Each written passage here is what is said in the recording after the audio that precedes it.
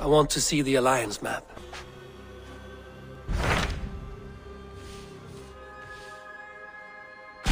Hytham received a message from Wincestre, from someone calling himself a poor fellow soldier of Christ. Your hidden ally. Very interesting. More targets, I assume. Yes. So what do you think? Could it be a trap? As a West Saxon stronghold, Wincestre will be a rather unwelcome place for you. But that is nothing you cannot handle. If you go, do not go boldly.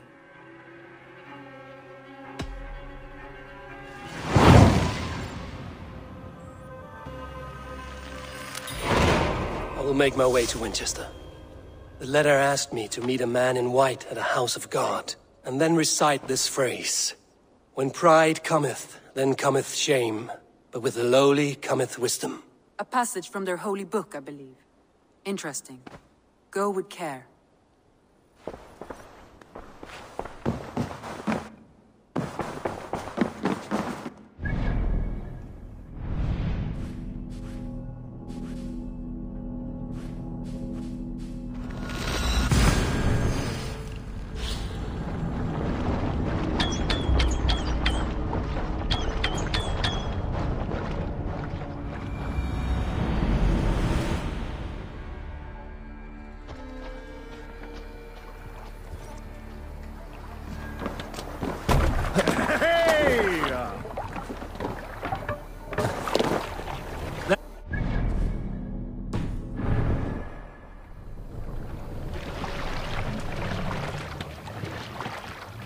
Let the sail out!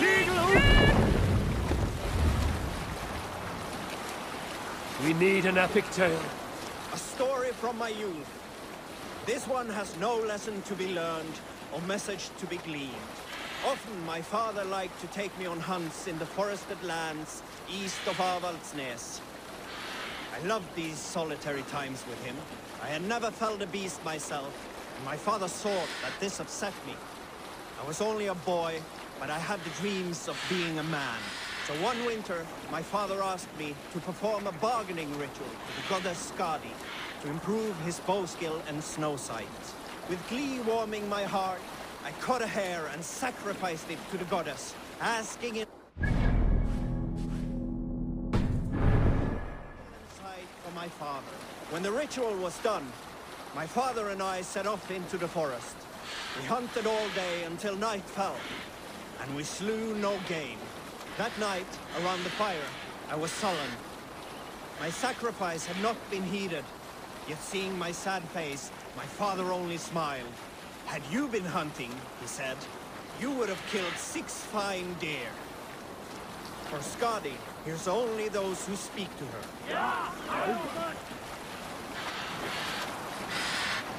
Strike up a tune. Let's hear a story.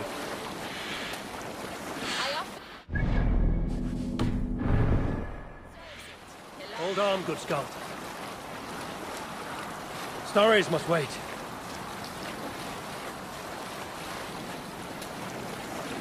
Now's not the time. Let's have a song. You salt skulls, got a story? In the early days of the feud between Kjotve the Cruel and the Raven clan, there was a mad berserker called Kiar Robo. Kiar had pledged his battle fury to no king or jarl, and would give his oath only once each winter, for reasons nobody could fathom. One year, Kiar's sister Thora was married to Kjotve's brother Alrik, and soon Kiar was often seen in the company of that clan. But soon after, word came to Kiar that Alrik had abused his sister. When he asked Thora about this, she told him, it is true. So Kiar invited Alrik on a hunt. When they were away, Kiar slew Alrik and pulled off one of his arms. When he returned to camp, Kjotve asked where his brother was. Kiar shook his head and held out his hand, in which was an arm ring. Your brother bid me give you this ring, Kjotve. Confused, Kjotve took the ring, and with it came the entire bloody arm. Your brother pledged his oath to Hell herself, Kiar laughed. Then he turned and departed. He was never seen in those parts again.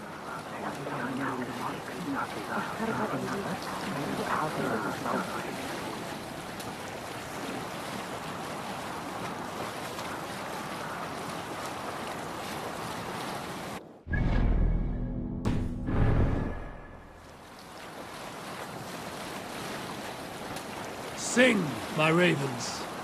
Who will share a tale? You want a story, but I will give you a confession. And if you think me weaker for it, that tells more about you than me. Here is my secret. I love love. I love being in love. I love the ache of love, the turmoil of love. My parents taught me that. To love love. Sail! My mother once said, Sail out! better to feel the stings and arrows of love than nothing at all. Be a bolt of lightning, not a stone. So many men forget to hug. My father would go by every hut in our village every night with mead and hugs. I would do the same. He always said, beyond the complex lives of gods are these simple truths. We forget. And it takes tragedy to get them back. He said this too. Hugs are hugs. Mead is mead. Love is love. Gods, I miss him. I see him sometimes, his face leaping from...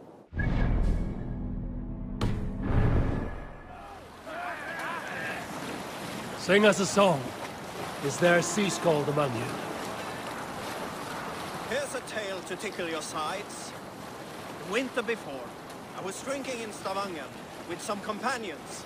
With us in the mead hall were men of Bard Jarl's clan, one of which was a poet named Halli, called Sarcastic Halli by most. 7 ale horns into his night, Halli stood upon his table and called across the room to another man, a skald named Tjodolf. Tjodolf, he yelled. I can compose a more beautiful poem with my belching than you could with your tongue and fine words. The room laughed. Tjodolf loudest of all. I accept your challenge, Sail down. Sarcastic Halli, he shouted. Allow me to be... Then spoke this verse. Sad Halli drowns in horns of hubris, squeaking like a stoat. Yet proudly the pub calls it poetry. The room laughed again. Hush now.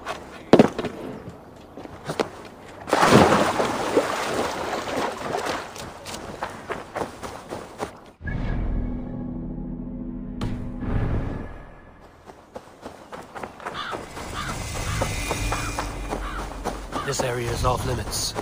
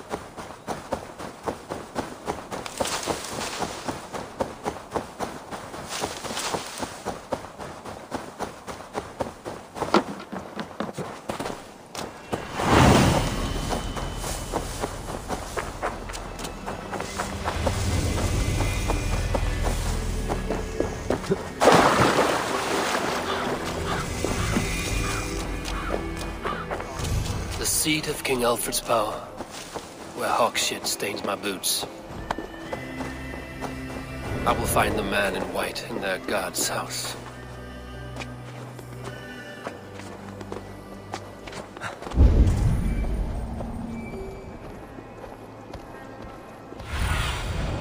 I need your eyes, my friend.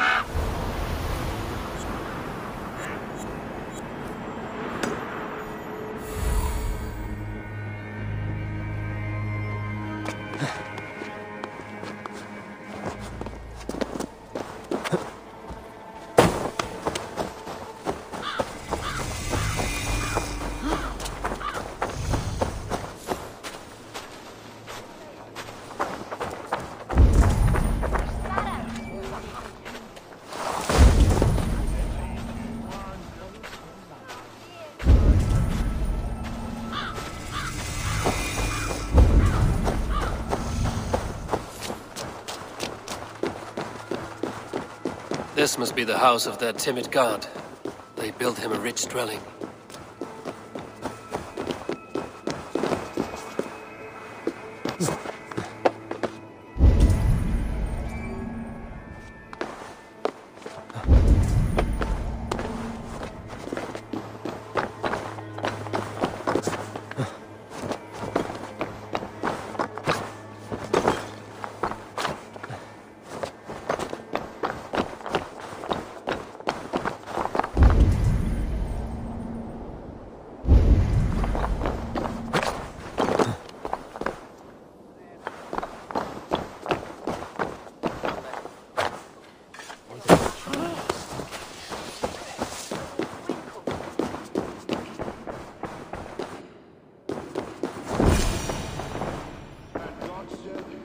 Dane treads the cobbles of God's house. In search of Christ's redemption, I hope. Your Christ can wait his turn. It is you I've come to see. Is that so? When pride cometh, then cometh shame. But with the lowly cometh wisdom. You know these words, and you know why I speak them. I do, but I am not yet satisfied that you are the one for the task ahead. As Jesus said unto Thomas, I am the way, the truth, and the life. Speak the deeds of Christ in order. Only then will you cometh unto my Lord.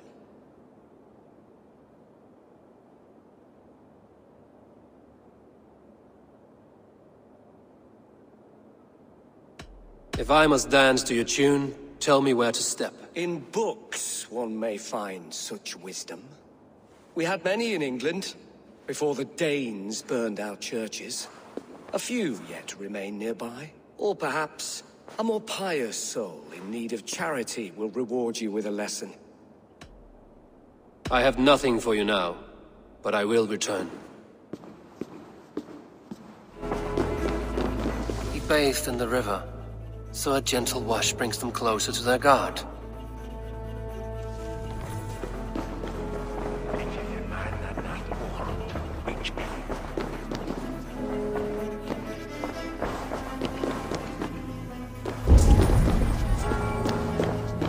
Rose from the dead? A nice trick, and not easily done.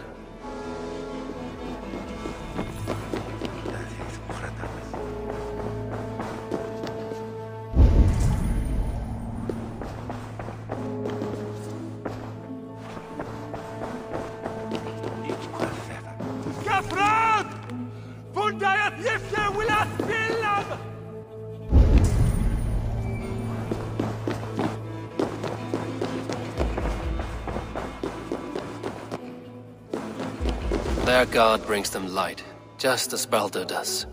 Light as bright as the summer sun.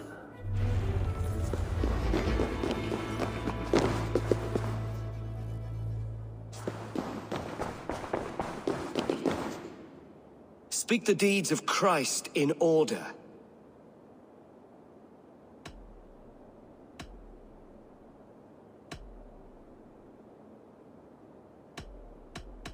God breathed on the water, and in the Jordan River, he was cleansed of all sin. His baptism.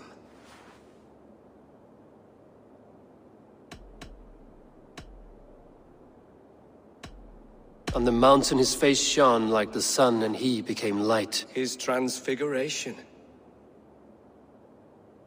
The women came with offerings, but they could not find him when they looked among the dead. His resurrection. And Jesus said, I am the light of the world. Whoever follows me will never walk in darkness. Well spoken. Are the riddles done? That is not for me to decide, for I am not the one who summoned you. If you follow, I will lead you to him.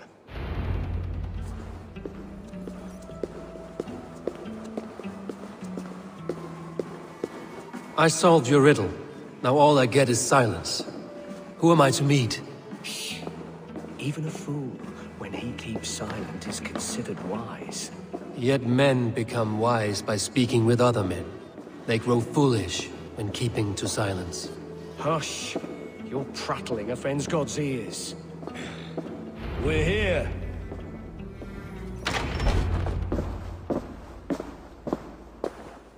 May Christ, whose terror scares away the foul throngs, make with me a strong covenant. Was God's lesson instructive? I learned that my gods and yours inspire tales of equal amusement. They make me howl with laughter. A dull answer, but a battle-blunted axe may yet be sharpened. Do all the priests in Winchester have this same skill for drama?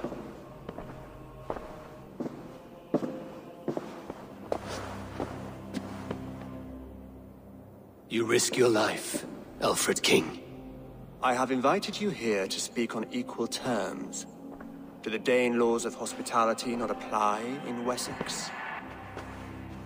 You gifted my Jarl to that whelp from the Order of Ancients, the warrior Fulke. Fulke was an enemy of Wessex. But it seems someone has already removed her threat from my lands. If you did not hear it was me, you have now. Impressive. The Order of Ancients has surely been crippled by her loss. How much do you know of this order? Only this and little more.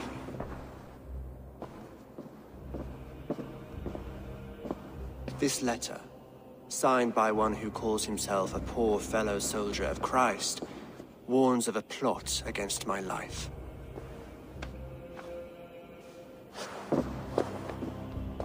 The gallows, the quill, the Sikhs. 3 men eager to kill you. 2 now.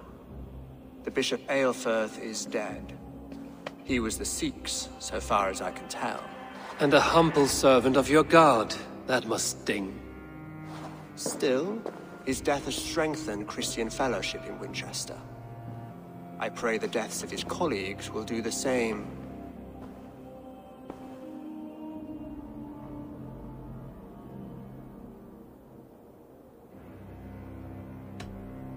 You have faced warriors like me many times before, and many times you have lost or been cheated. Why trust me now? I have men in London and Jorvik. Men who send me reports on the rise and fall of the tides of war. Not long ago, men and women of some influence were murdered in those places. In oddly specific circumstances.